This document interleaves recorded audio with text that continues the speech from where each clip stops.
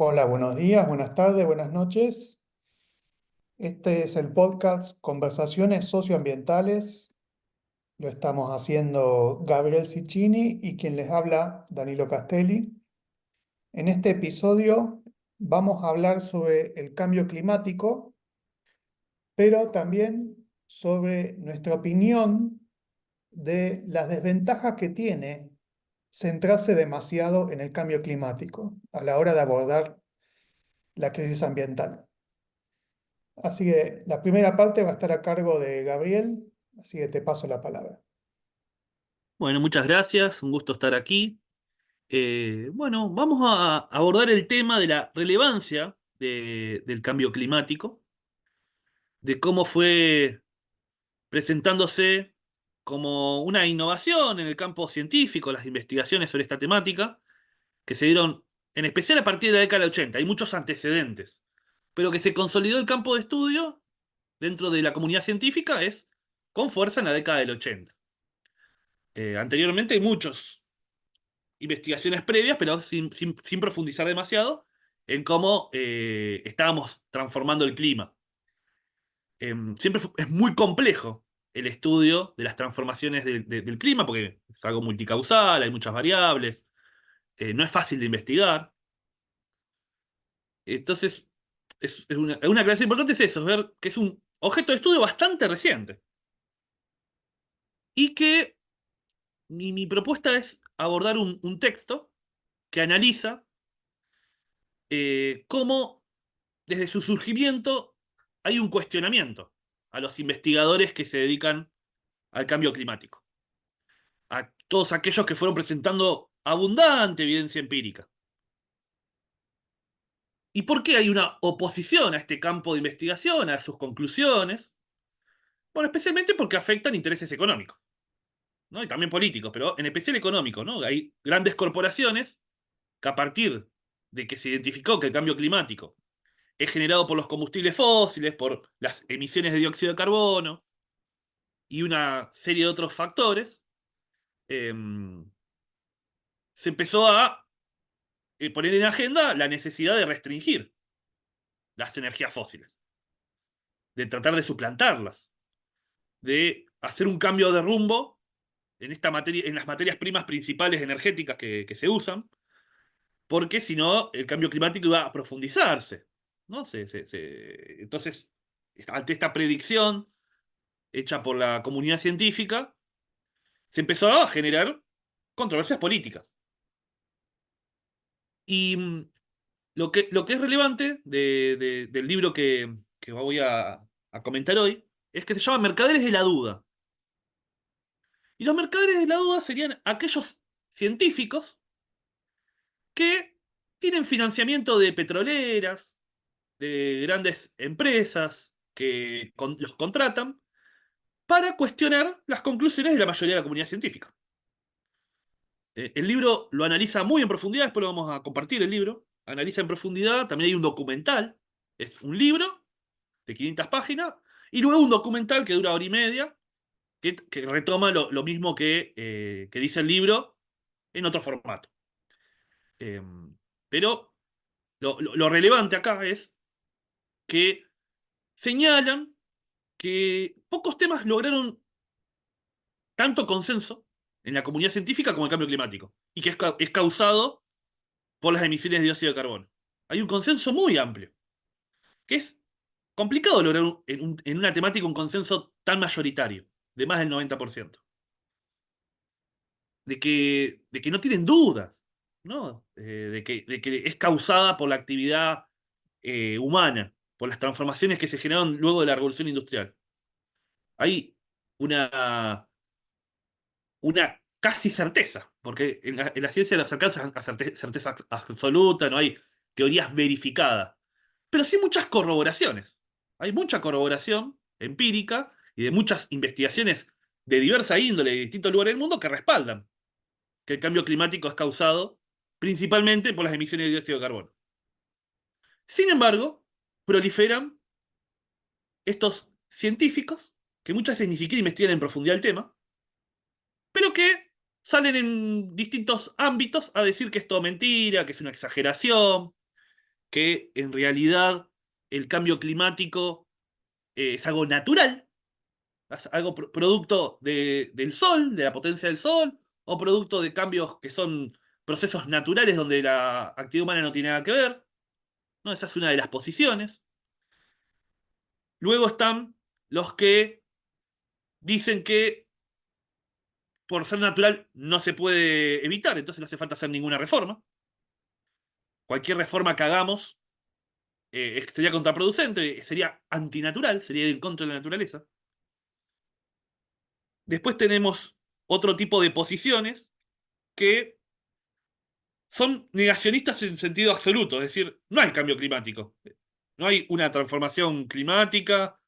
Eh, Dan argumentos muy básicos que son, por ejemplo, mira el frío que hace, ¿no? Una cosa así, ¿no? Mira el frío que hace. Es mentira que hay calentamiento global.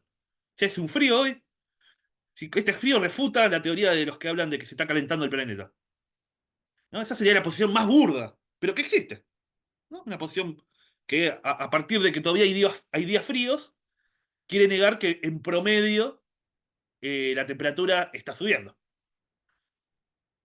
Pero bueno, no vamos a profundizar en esta parte que sería como el argumento más burdo de querer negar el cambio climático porque aún hay días fríos, sino vamos a ver lo que dicen en este texto, ¿no? Hay una duda que está sembrada por cuestionar los modelos.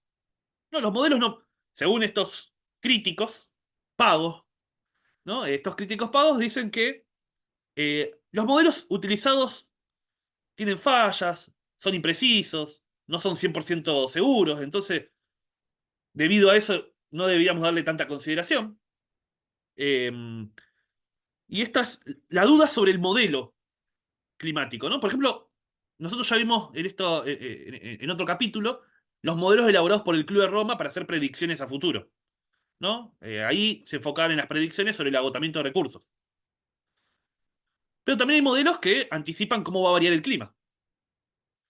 Estos objetos de estudio tan complejos se estudian a través de modelos, no hay otra forma. No, tenés que elaborar modelos, cargarlos de datos, y a partir de ahí uno va elaborando hipótesis, predicciones, las va corroborando o refutando. Y, por supuesto, estos modelos no son 100% seguros, pero no hay ningún modelo que lo sea. Por ejemplo, los modelos que elaboran los economistas para predecir transformaciones económicas tampoco son 100% seguros. Pero si la realidad sucede de forma similar a lo que anticipa el modelo, se lo da como un modelo válido, un modelo útil para conocer la realidad. Bueno, sin embargo, los que son negacionistas, ¿no? Los que tienen un interés en poner en duda el cambio climático, dicen que estos modelos vienen fallados, que tienen sesgo, que los datos que contienen son insuficientes para hacer grandes predicciones, que no deberíamos guiarnos por esos modelos. No, básicamente es eso lo que dicen. Luego está el cuestionamiento de la evidencia científica. ¿No? Consideran que esos datos son incorrectos o están manipulados, hay cuestiones ideológicas, hay sesgos. Argumentos que son debates epistemológicos, ¿no? Propios de la filosofía de la ciencia, que son válidos, que uno puede siempre cuestionar una teoría científica por sus sesgos, por aquello que puede omitir, pero acá estamos ante una revisión crítica de la comunidad científica. Eh, por lo menos de mi parte, no veo mal cuestionar, poner en duda la ciencia, ser crítico de la ciencia. El tema es cuando claramente se quiere ir en contra de aquellas conclusiones que sacan la comunidad científica y que van en contra de determinados intereses.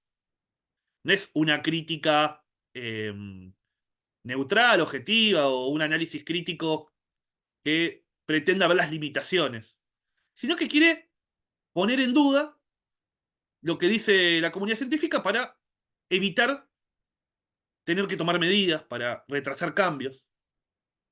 Y acá es donde voy a agregar algo importante. Tanto en el documental como en el libro mencionan que esto ya se había hecho antes. Antes del cambio climático, ¿con qué se había puesto en duda? ¿Con qué grandes corporaciones pusieron en duda de que haya evidencia científica sólida sobre un tema? sobre la industria del tabaco. Por mucho tiempo había investigaciones que demostraban que el tabaco generaba cáncer y generaba daño a la salud, pero el lobby de las tabacaleras, de estas grandes empresas, habían contratado científicos que pongan en duda que esto sea así. ¿No? Para que la gente pueda seguir fumando sin dudar, o sin temor. Había científicos que decían, no, no hay nada no hay certeza sobre que el cigarrillo y fumar mucho genere daño en los pulmones. No hay, no hay una certeza absoluta, es una hipótesis. ¿No? Y había especialistas que iban por la televisión, por distintos medios, cuestionando aquellas investigaciones que demostraban de forma contundente que el cigarrillo era dañino para la salud. Bueno, se reciclan, ¿no? Estos publicistas, científicos, ¿no? Especialistas en poner en duda, ya no trabajan más para la industria del tabaco, que ya no pudo seguir negando la realidad. Ya todos sabemos que el cigarrillo es uno de los factores principales a la hora de las enfermedades pulmonares, en especial con el cáncer de pulmón. Entonces ya, ahí ya es una batalla perdida. Pero se trasladaron. En muchos casos, agentes que trabajaban para las tabacaleras pasaron a trabajar para la industria petrolera. Y hacen la misma función. Poner en duda de que sea eh, el petróleo, el gas, los combustibles fósiles los que generan un cambio climático peligroso. ¿No? Para poder seguir sosteniendo esta industria, fue clave ese sector. ¿No?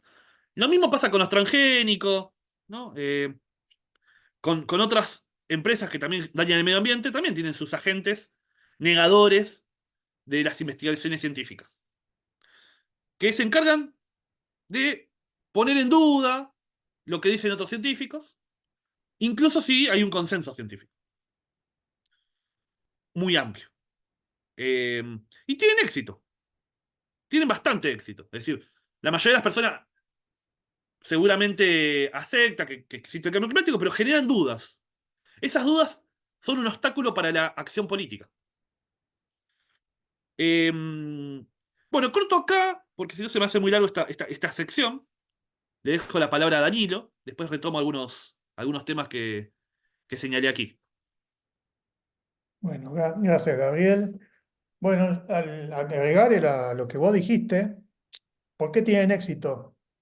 Porque también están diciendo cosas que mucha gente común quiere oír. O sea, más allá de los intereses, ¿no? De las industrias o incluso de los trabajadores de esas industrias, ¿no? Que pasa por que esas industrias se mantengan, porque sigan operando sin regulaciones ambientales. Entonces ahí hay un interés directo por mantener ese discurso, pero también en gente que por ahí no está relacionada con esas industrias.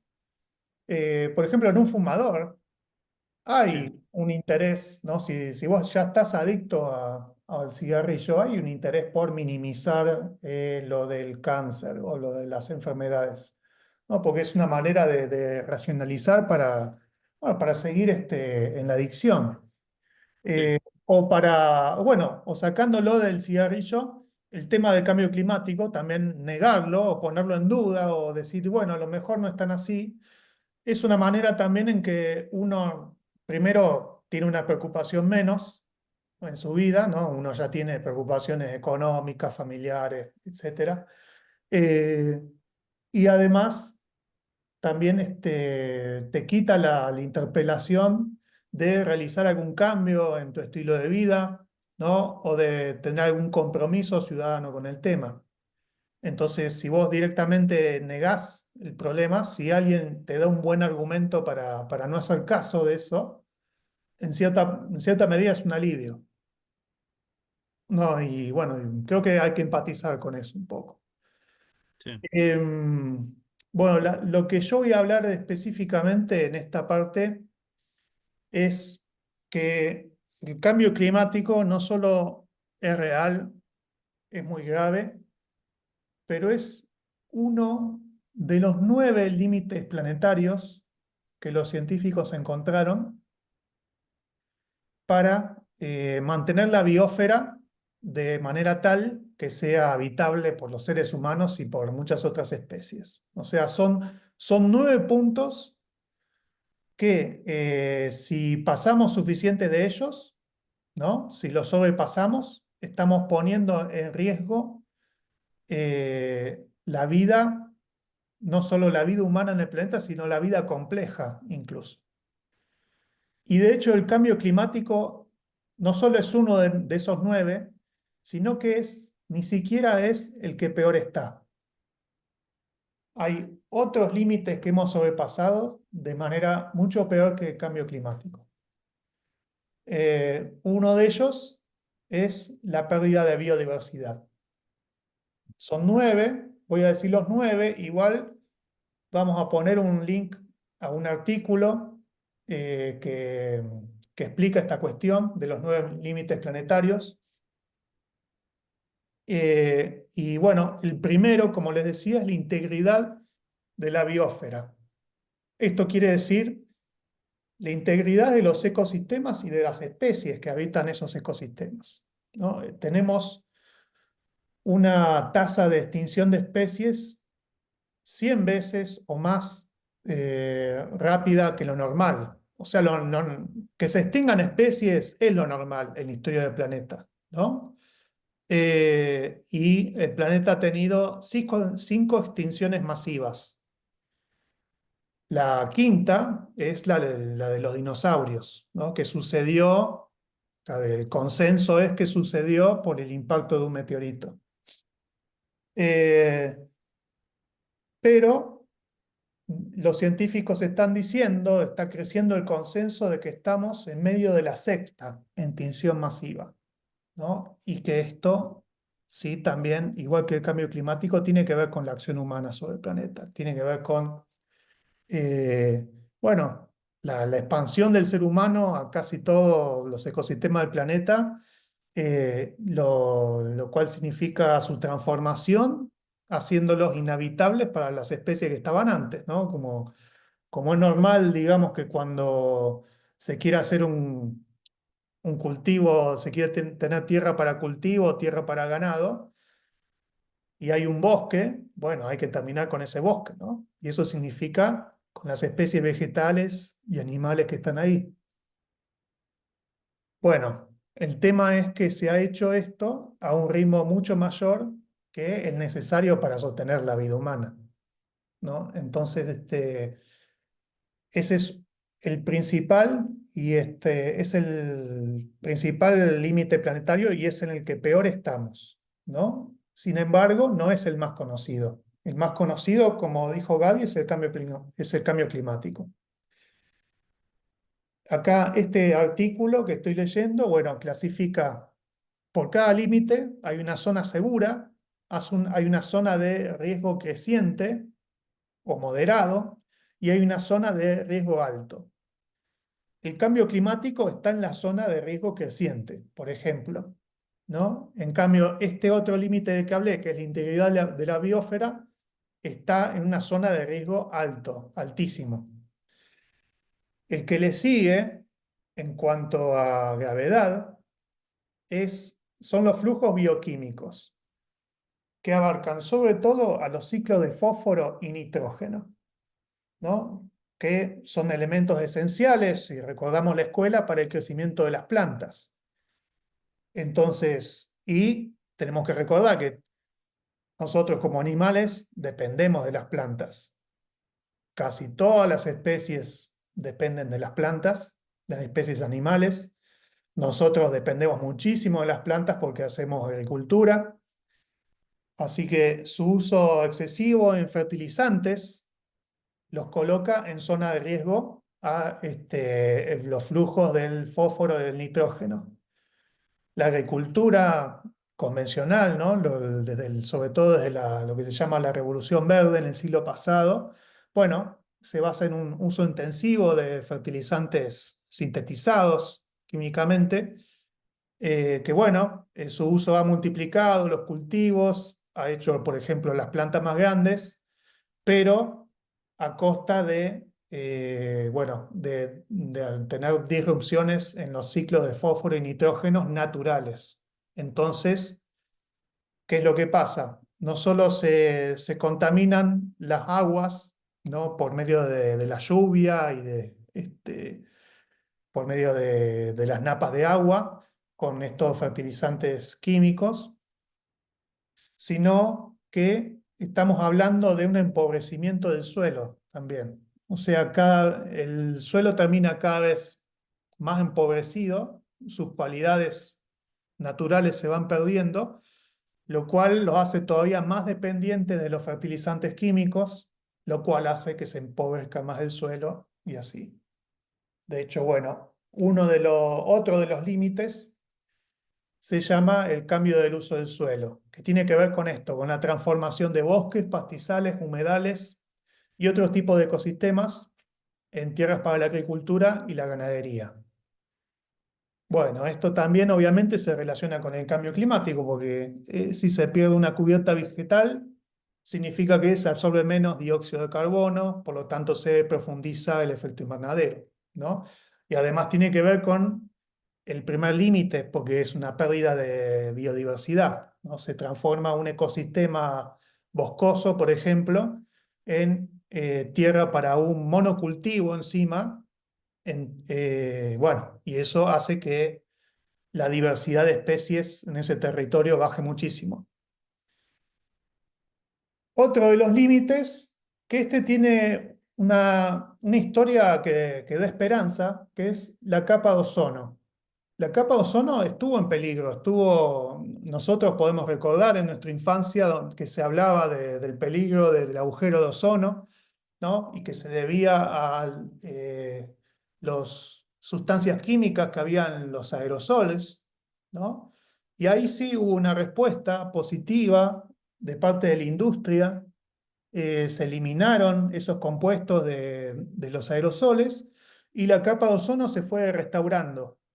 O sea que ahí sí tenemos un ejemplo de cómo la humanidad percibió un peligro y respondió eficazmente, ¿no? Y ahora este límite planetario de la capa de ozono ahora está dentro de la zona segura.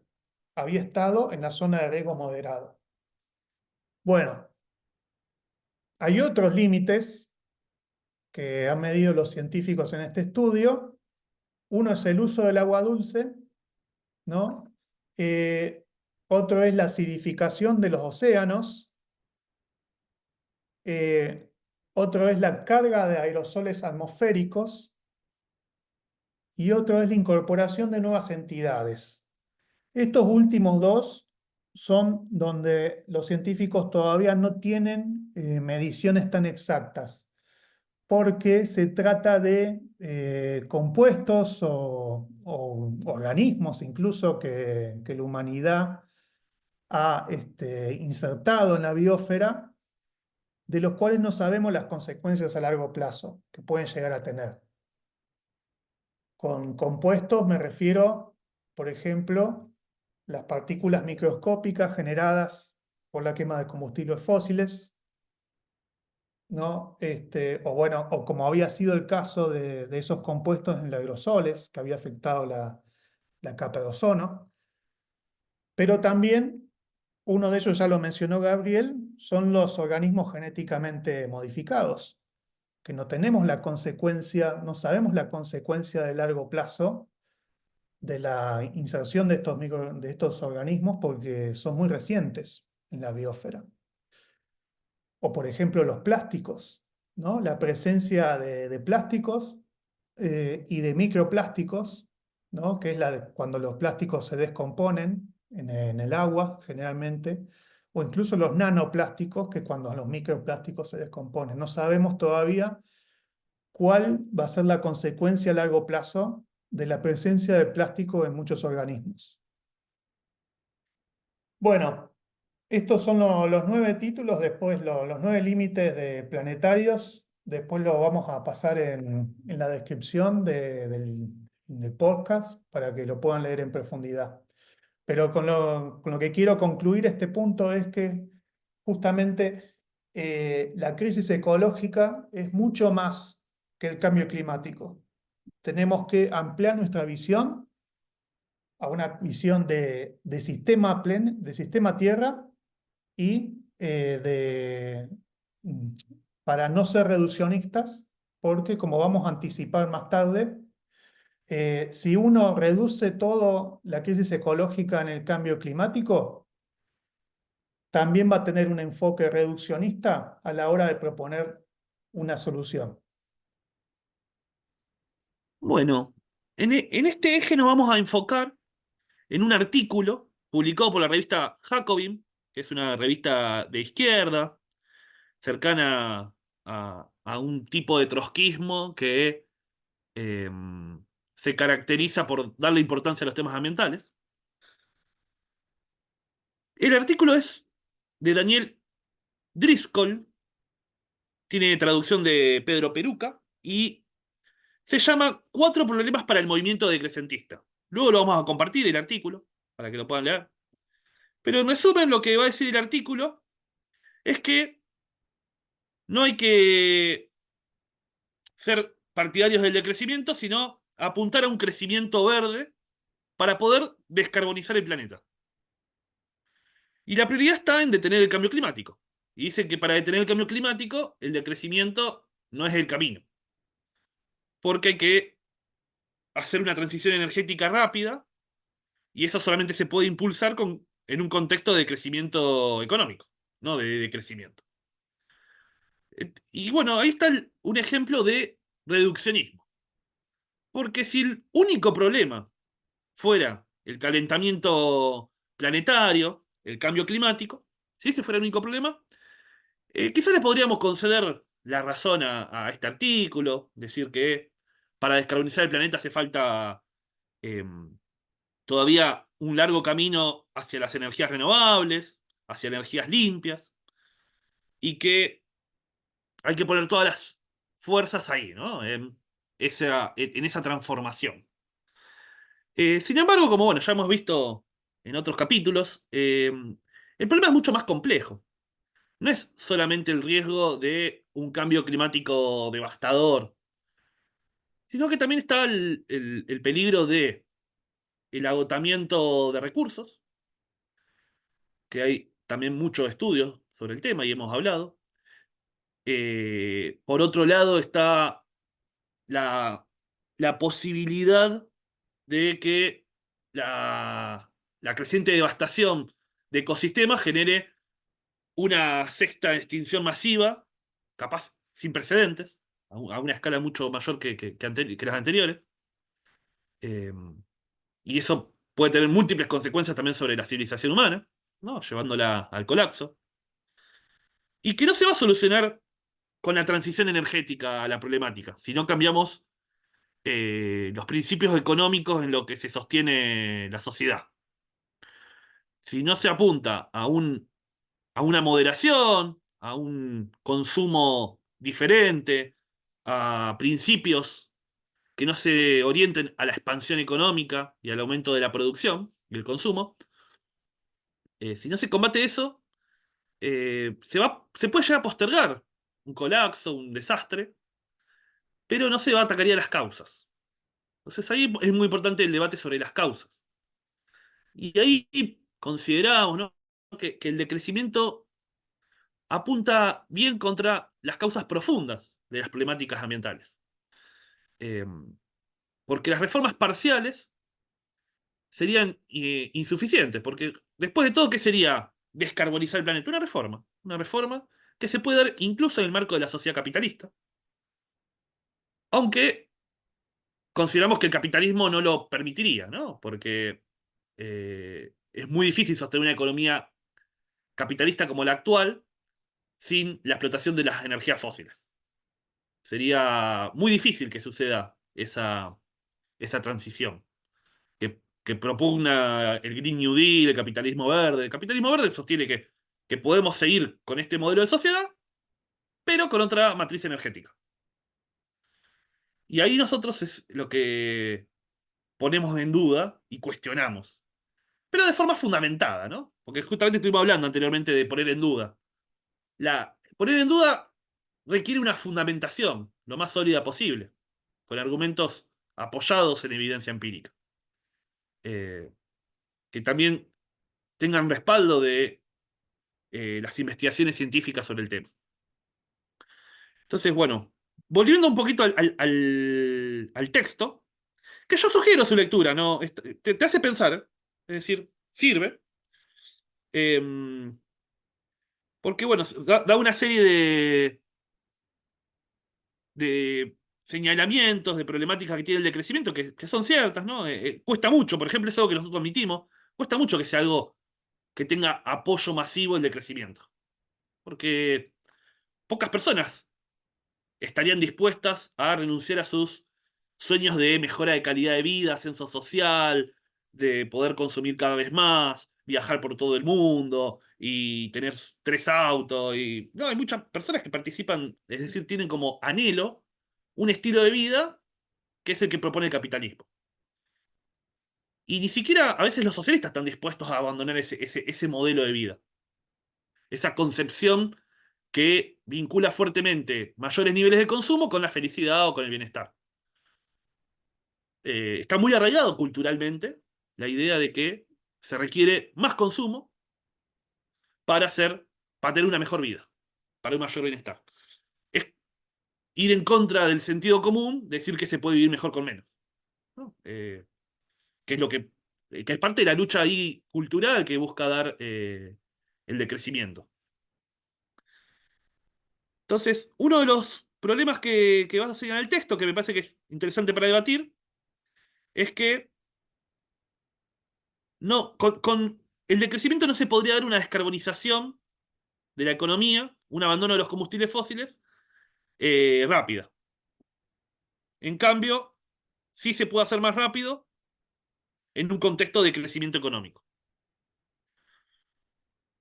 Bueno, a- a- por lo menos yo lo que pienso es que al revés, ¿no? Si queremos sostener el crecimiento y a la vez descarbonizar, sería muy complicado, ¿no? Que ante niveles crecientes de consumo y producción podamos descarbonizar, sería hasta para mí imposible, porque una economía en expansión requiere las energías fósiles.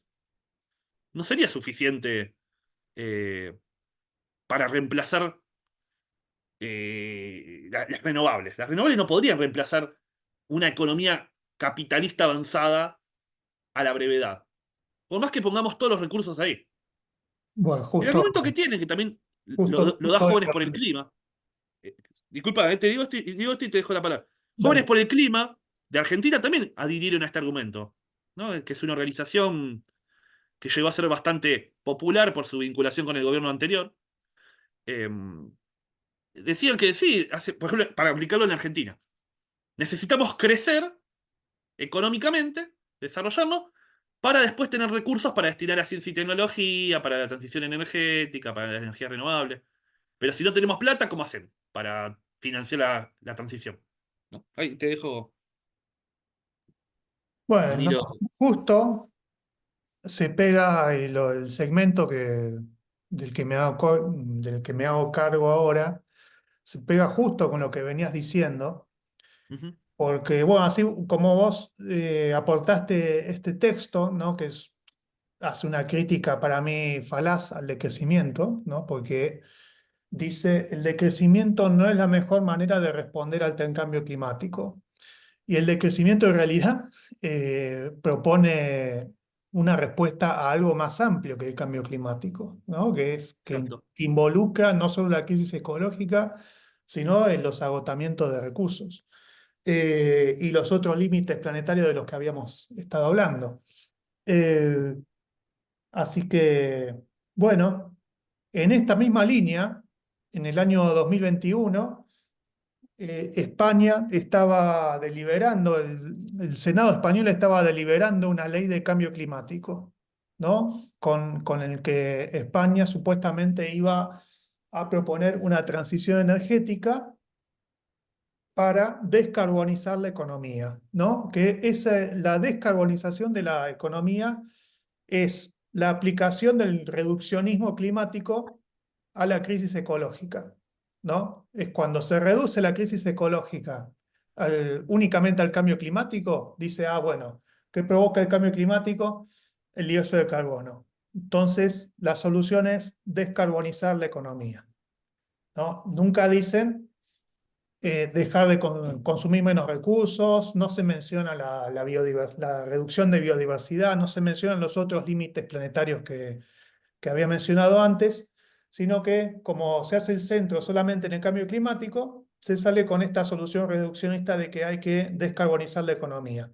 Y bueno, ahí fue nuestro querido Antonio Turiel al Senado español, porque fue citado como experto para opinar sobre la ley de cambio climático, y él les dijo, sí, vamos a alcanzar el objetivo de descarbonizar la economía, pero porque se van a agotar los combustibles fósiles y no vamos a poder ya impulsar nuestra economía, ¿no? Entonces, ¿qué fue lo que introdujo con este baldazo de agua fría, ¿no? A las expectativas más o menos sinceras de los políticos, ¿no? De responder al cambio climático.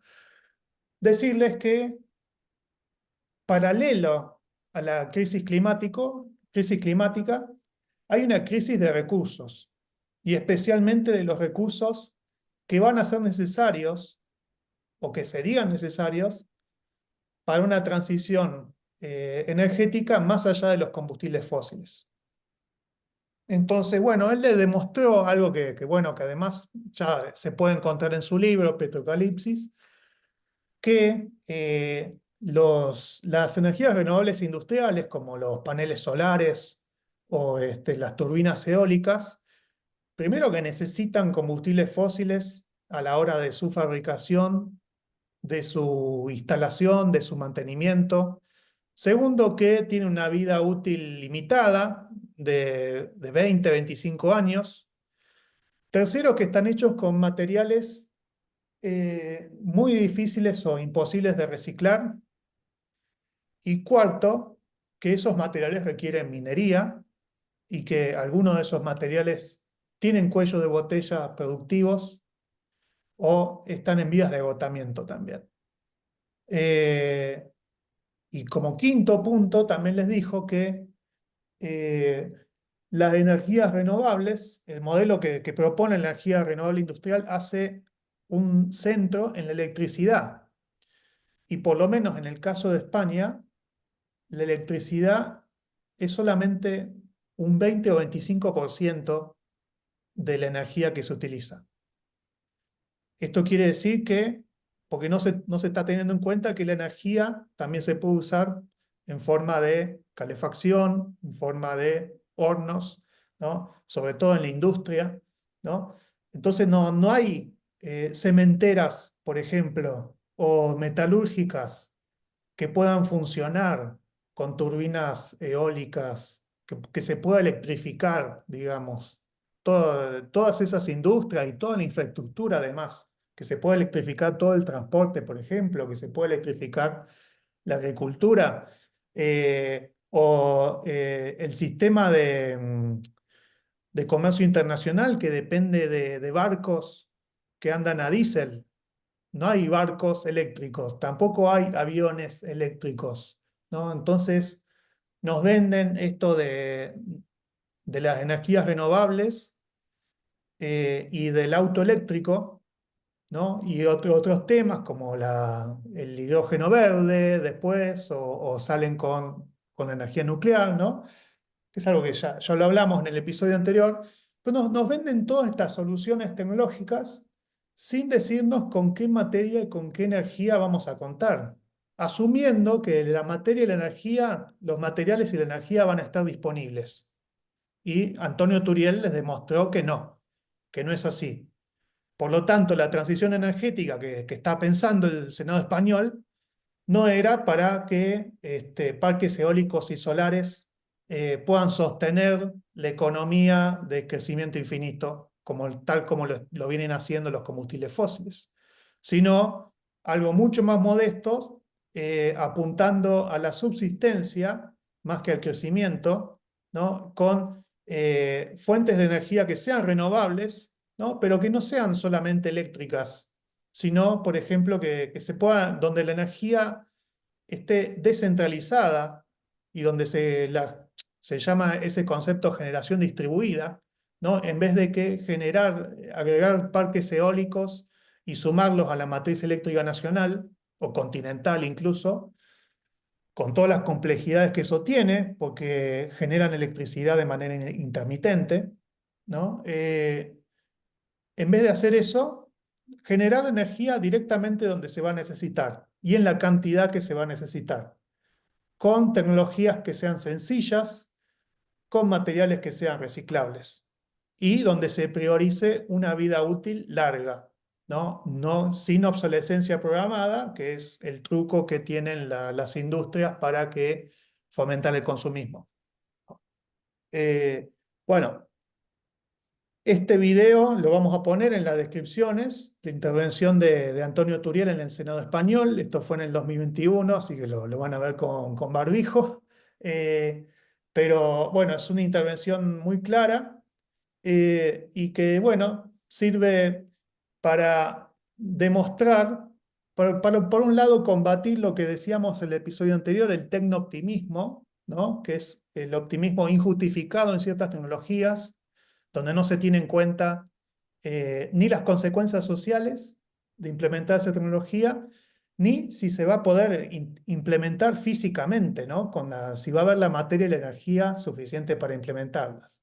Eso fue por un lado lo que combatía la intervención de Turiel, y por otro lado decirle a todos estos tomadores de decisiones, no solo está el cambio climático, sino está la crisis de recursos. Bueno, te paso la palabra.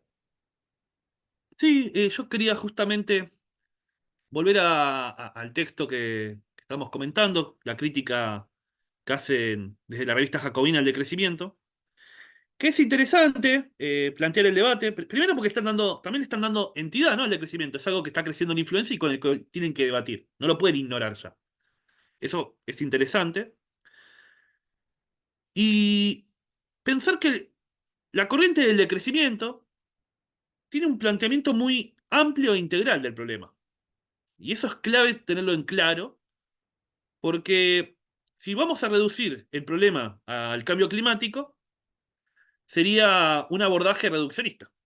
Entonces, hay que tener en claro que el decrecimiento busca también identificar y dar solución al agotamiento de los recursos y también a los otros problemas que señaló en el eje anterior Danilo. Y yo quiero también ahora destacar las cosas para ir cerrando, ¿no? Ya, para lo importante de ese artículo, para mí, que es el problema político. El decrecimiento va a tener dificultades políticas para ser aceptado. Va a haber muchas resistencias. Va a tener muchos enemigos que nos van a querer desacreditar. Por eso muchas veces el debate se plantea de forma falaz, deliberadamente, con esta idea de que los decrecentistas quieren que volvamos a una época, a la anticivilización moderna. ¿Por qué tienen que usar esos descalificativos? Porque cuesta plantearlo dentro del debate racional, hay que desacreditar. Se va a buscar desacreditar a los que defienden la opción del decrecimiento. Eh, para desacreditarlo, se los tiene que ridiculizar. El texto de Jacobin plantea que se necesita mayor inversión. Por eso no se puede proponer decrecimiento, porque si queremos mayor inversión, eso implica necesariamente apuntar al crecimiento. Eh, bueno, una mayor inversión no garantiza ningún cambio positivo. Eh, Capaz Además, bueno, es cuestión de pensar en dónde se invierte. Gaby, En el capitalismo se invierte donde hay rentabilidad. un poquito, porque, a ver, mirá las miras que tienen, Sí, que ni siquiera dicen hay que invertir más en energías renovables. Ni siquiera dicen hay que dejar de invertir en un lado e invertir en otro. Ni siquiera habla digamos, hay que relocalizar la inversión, que podría sí, ser otra manera de decirlo, ¿no? sí. No, directamente hay que invertir más en renovables, o sea, hay que seguir invirtiendo más en todo y además en esto. están tan atrapados en la matriz de crecimiento que ni siquiera dicen sustituyamos esto por esto otro. Eso No, sí. porque hay una postura que para mí también es interesante, que con esa me parece que hay que dialogar, que es la combinación de decrecimiento y crecimiento. Hay que hacer crecer algunas áreas de la economía y decrecer o hasta suprimir otras, ¿no? Las contaminantes, las que Exacto. generan eh, que todo el sistema sea insustentable, hay que tratar de erradicarla y hacer crecer los otros sectores de la economía, ¿no? Que sí son sustentables y que no entran en contradicción con la sustentabilidad. Pero no, ni siquiera, no. Por eso hacen un planteo de tiene que crecer la economía para que sea posible la transición. ¿Qué es lo que dice el Green New Deal? Sí. Y bueno, esto me parece interesante porque es para darnos cuenta que parte de la izquierda ni siquiera ya ni siquiera aspira al proyecto marxista. Aspira al keynesianismo. Aspira a un capitalismo con distribución de la riqueza. Un capitalismo que aumente el consumo y la calidad de vida, pero ya ni siquiera es una alternativa al capitalismo. Más Porque este justo. artículo se ¿Viste? Por enmarca eso en un reformismo. dicen, casi siempre dicen, una sociedad más justa. Sí. Siempre es el más justa, no justa, sino más justa. Bueno, sí, por mi parte, para sumar a la conclusión de este episodio, bueno, recalcar lo que venimos diciendo, ¿no? Que la crisis ecológica es más grande que el cambio climático. El cambio climático hay que tomarlo en serio, es algo realmente grave, pero hay 9 límites planetarios en total, del cual el cambio climático es uno solo. Y el cambio climático ni siquiera es el que peor está. El que peor está es la integridad de la biosfera, o sea, la pérdida de la biodiversidad, ¿no? Que eso es lo que tiene, eso es algo que se puede medir, pero es más difícil que hagamos la relación con nuestra vida cotidiana, porque con el cambio climático sí podemos ver, ¿no? A través de los años, como los calores o los fríos, ¿no? O la desertificación de ciertas áreas, o cómo sube el nivel del mar. ¿Ves? Esas cosas se pueden observar más fácil, impactan más directamente, si se quiere, en la vida cotidiana, pero por ahí la pérdida de un ecosistema a unos miles de kilómetros o incluso cientos de kilómetros, por ahí no nos afecta tan directamente, ¿no? O eso parece. Pero bueno, primero eso, ¿no? O sea, el cambio climático es un síntoma de la crisis ecológica global. Y segundo, que la crisis ecológica global eh, es contemporánea a una crisis de recursos, ¿no? Porque el crecimiento económico del siglo XX, sobre todo, impulsado por la revolución industrial de los combustibles fósiles, que fue como una segunda o tercera revolución industrial, eh, bueno, ha multiplicado el consumo de ciertos minerales, ¿no? Y de ciertos recursos, empezando por los combustibles fósiles, que ha hecho que ya en varios de ellos ya hemos pasado el pico de producción. Quiere decir que nunca se va a producir tanto como antes. ¿Y cuál es el problema? Que seguimos en una economía de crecimiento infinito, así que la demanda de esos materiales crece, la disponibilidad de esos materiales baja, porque encima ni siquiera la industria se ha reconfigurado para reciclar más. Eh, entonces, baja la Y disponibilidad. aumentan los costos, disculpa, los costos Ah, también aumentan. Eso es exacto, importante. eso es lo que va a pasar. Por ahí no linealmente, porque hay un Pero proceso de destrucción, como con el precio del petróleo, ¿no?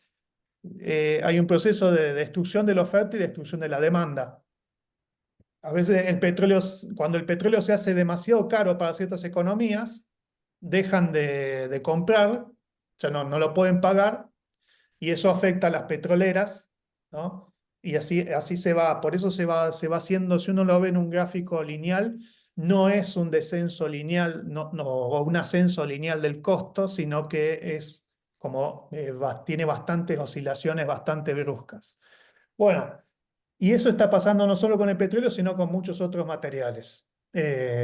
Y bueno, y de eso no se está hablando. No se habla ni la décima parte de lo que se habla del cambio climático, se habla de la crisis de recursos.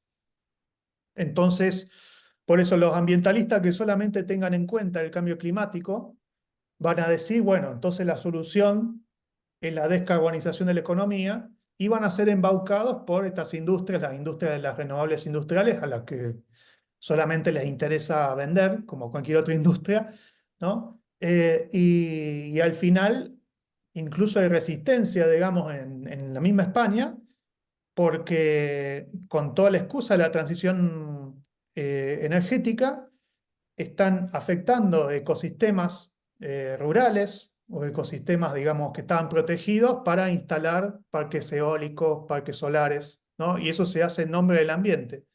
Entonces, para resolver la crisis climática, en teoría, se está empeorando la crisis de pérdida de biodiversidad, ¿no? Esa es la consecuencia del reduccionismo, ¿no? De decir que el principal problema es el cambio climático y que por lo tanto la principal solución pasa por la descarbonización.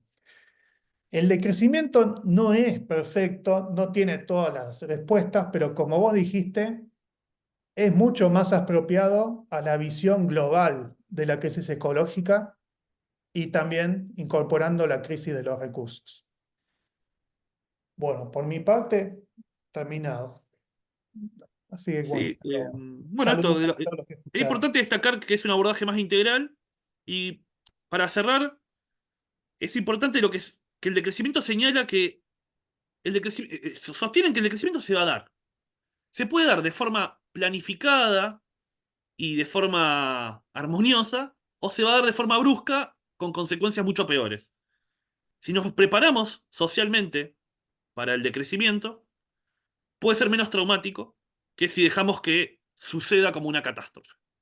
Si dejamos que se llegue a una situación donde un colapso de recursos, un colapso climático, nos obligue a decrecer, eso va a ser mucho peor que si nos vamos organizando y preparando para que podamos adaptarnos a un decrecimiento que nos permita mantener cierto equilibrio y respeto por los límites planetarios.